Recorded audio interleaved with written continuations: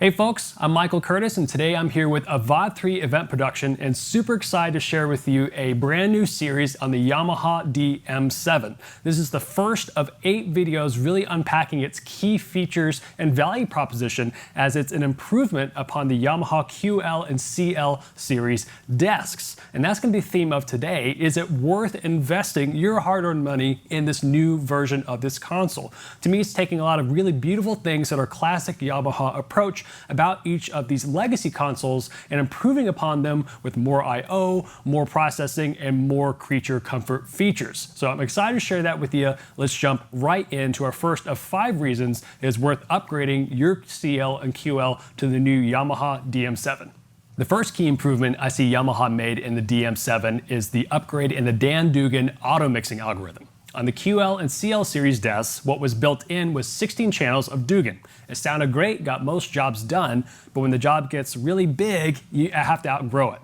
So on a recent show, I had 20 channels of wireless that could be on stage. I had 2 podium microphones, and I had a couple of Zoom remotes and a front of house VOG microphone. It started to get pretty crowded. So as you can tell, that was bigger than my 16 channels. So mid-show, I had to patch and repatch channels around on the desk, and no one likes having to do that in the middle of a high-pressure conference.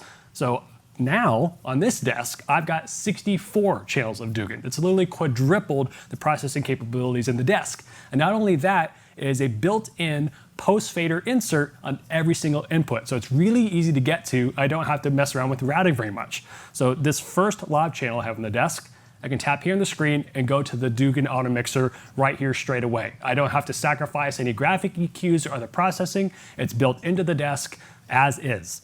I've got 64 channels I can have as inputs, and I can separate them into 5 different groups. So I have group A. If I press this, I can cycle through B, and it's nice and color-coded, C, D, and E. So if we need to move channels around, maybe if I want to have Q&A microphones in a certain group and then all my stage microphones in a group, I can do that easily. I can even have this console as the center of a breakout room brain and separate them up to 5 different breakout rooms that are all sharing this processing. And with the native Dante capabilities, it makes dishing out all those channels really easy. Anyway, I love having this available to me on corporate shows. It really has me doing a lot less of fader whack-a-mole pushing. And it sounds great. It's the licensed Dugan algorithm, so you know it's going to work correctly. And I'm glad they added this much processing horsepower under the hood in the new DM7. The second key reason to upgrade to the DM7 is the sheer amount of processing horsepower available to you. Apart from the Dugan, they've really amped up the premium rack. They've also added the ability to use the built-in USB-C card to pipe audio in and out, which can be used for external effects. And they've also added more native processing to the channel strip. So before working on the CL or QL series desks, you had 16 rack effects inserts in the premium rack. So you could load up these processors and you still have these available to you, namely the primary source enhancer, the LA2A and 1176 clones, which all sound great, but now you have more processing blocks. But oftentimes on those former desks, I would max that out and also need some more specialty tools.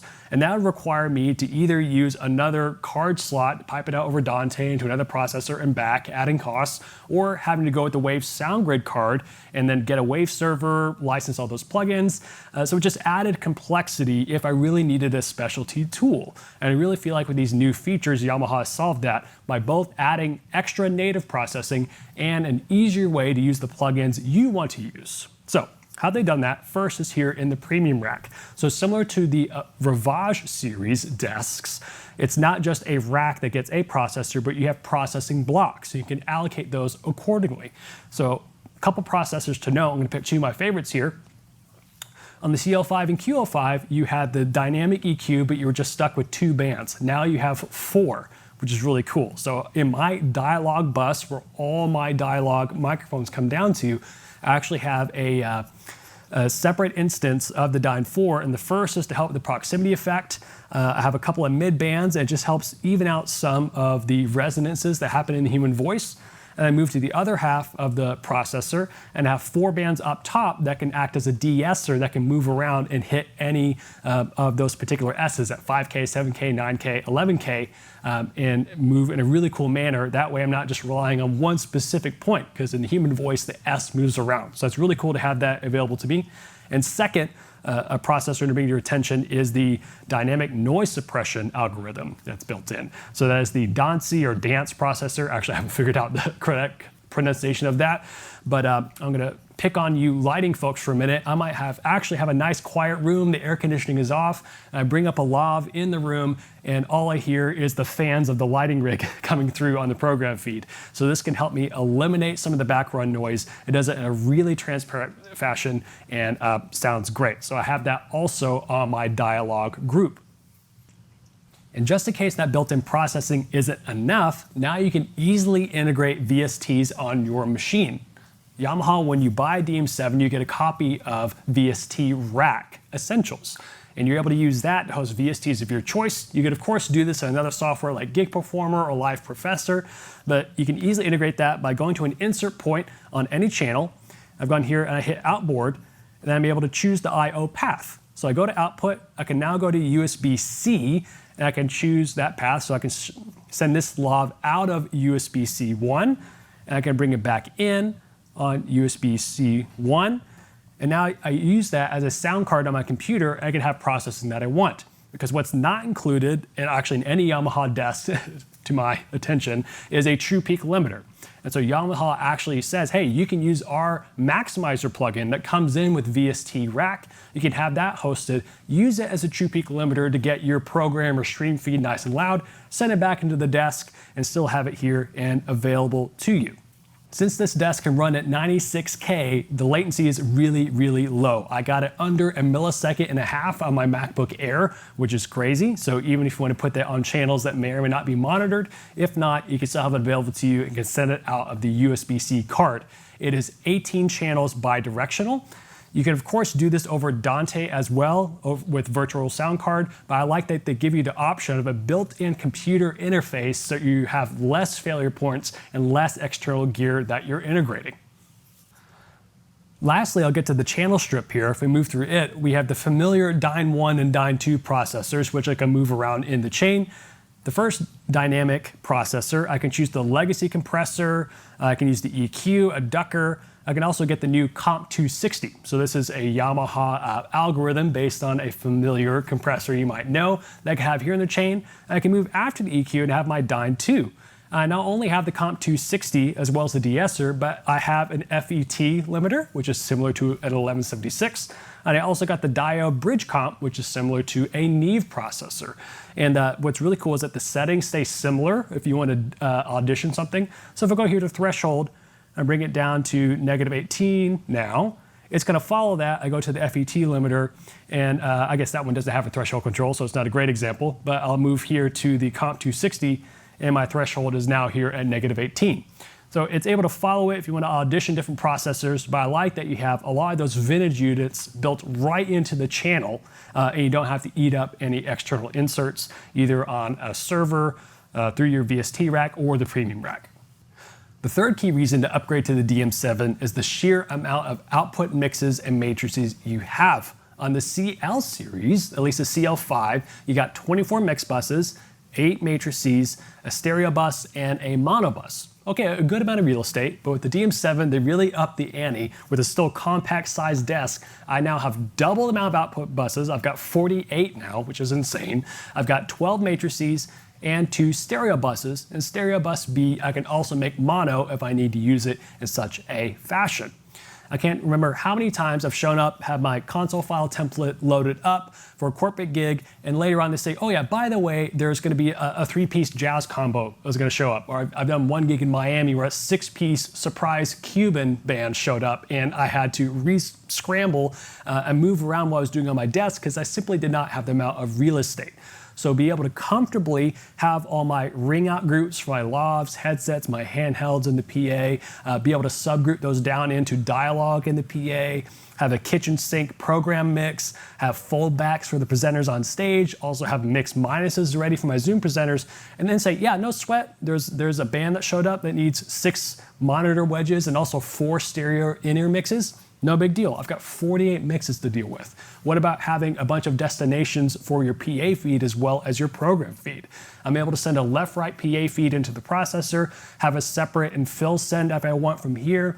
I can send one out to the lobby. I can send one out to the press. I can use my stereo B bus to be my program bus and send it out to the matrices. As you can see, it's a lot of flexibility with the routing, and having this amount of real estate to be able to make that happen just makes my life easier. I'm not constantly having to compromise in how my workflow is unfolding. I simply have the real estate to stretch out and make any show happen. Key reason to upgrade to the Yamaha DM7 number 4 is the amount of Dante I/O built natively into the desk. You don't have to buy an external card, it's right here built in. It's 144 channels bidirectionally at 96K. So if you want to run your whole rig at 96 and get really low latency, that's amazing. You can bring it down to 48 to maybe work with other legacy gear, no problem, and still get pretty low latency. With all that being said, I now can have Dante for extra inserts. I can patch it out to however many Rios or IO racks there are on my show. Being able to have that much available to me is key. Another fantastic thing they added and borrowed from the Ravage series is an actual routing matrix. I can now see it here in grid view, and I can scroll through all the inputs and patch accordingly. It used to be a screen where I had to go input by input and select the source. This is a much easier way to see everything patched in accordingly, whether that's inputs or outputs. Or if I can, of course, on the other side, go to a specific channel. I got here my stereo bus, and I can click on here at the top, Dante 29. I can move over here, easily just go to 3 tabs, see where it needs to go, and send it out onto the Dante network. I can steal a patch, and away we go. So having 144 channels available on this size desk with this amount of horsepower is a big deal. Our fifth and final reason to upgrade to the Yamaha DM7 is that you now have not just one, but 2.5 touchscreens. You got 2 primary ones right here in front of you, then a smaller one off to the side for some other utility duties, and you can park these 4 faders under them right here. So I like, when I'm on a show, to have on the left-hand side what's currently on stage, what I should be paying attention to most. So that's the lead singer, great. If that's the CEO of the company that's about to walk up and speak, fantastic, that's all right here. And I usually like to have the EQ available to me, or maybe the dynamics processor if I'm running that at the top of their segment just to get things contained. But on the right-hand side, if someone's asking me like, hey, can you check a patch? I can easily hit X out of here, this compressor, go again to the patch screen, and now I can look here and be like, yeah, I got the right feed going to the lobby, no problem, and I've not abandoned my star right here on the left. So I like being able to have all that in front of me at one time, but it's not something that's taking up a lot of real estate. I don't have to move down to the end of this huge desks. It's pretty compact. I can very comfortably reach it with both hands or even reach across. I don't feel like I'm sprawling out. It's a good size. It really looks good. It's a big improvement on the sharpness of the screen, in my personal opinion. So I think Yamaha did a really good job here. I like having my money channel here, my utility here. I can work quickly. Let's do a quick recap of what we learned today about the Yamaha DM7. So our first key point is that we now have a 64-channel Dugan processor that's built in, automatically post fader, not eating up an insert point. I can separate them out into 5 different groups if I wish. Again, quadrupling from the CLQL16 up to 64. Next, we have a lot more horsepower under the hood, both in the premium rack, the built-in channel strip, as well as the ability to use the USB-C connection to a computer to host external VST plugins in Yamaha's VST rack. So I really enjoy the dynamic EQ for that now has 4 bands that can really level out dialogue, as well as the built-in noise suppression, or the Dance or Dante option that's here in the desk. Again, I can use the USB-C card to pipe something out as an insert, maybe into Yamaha's maximizer to have a true peak limiter and back in. And lastly, on the built-in channel strip, I now have a few more processors at 2 different points. So I can now have a de-esser up front, maybe a ducker or a gate. I move on to Dynamic 2, and it's either the legacy comp that we all know and love from the prior desks. I can put in a 260 or even an FET limiter, the diode bridge comp. There's a lot more available options as far as vintage modeling now in every single input channel. Number 3, you have a lot more output mixes and matrices. You go from 24 in the CL to now 48, so you can easily handle a large band as well as have all the busing and subgroups you want in your band mix. You now have 12 matrices to handle all the different destinations you might use for maybe a lobby feed or a stream feed or press. All that's now available to you. Number 4, you now have gone from 64 channels of native Dugan bidirectional I/O up to 144 channels, and it's now at 96K if you really want to get your latency really low. The patching has also been improved. We now have a true grid matrix for making patching decisions instead of having to do it at the channel, but you can still here go to the channel, easily select the input you want. You have an A and B input now. Select Dante, 3 easy banks you can poke through, and you'll be in good shape. And lastly, point number 5, you never have to abandon your money channel again. So you can have your key performer here on stage with their EQ or compressor pulled up, always ready to go. And if someone asks you for a patching change on maybe a monitor mix that needs to get moved to a different IEM unit, you can easily go over to the patch screen, navigate that here, and still have eyeballs on what's happening here on your money channel. We've covered it a lot today, but there's a whole lot more to come. This is the first of 8 videos in the series. Happy to unpack more features, show you how to get more comfortable on the desk. If it's new to you, super pumped to share it. My name is Michael Curtis with Avad 3 Event Production. Make sure and subscribe so you can make sure and know about when the next videos comes out. We'll catch you in the next one.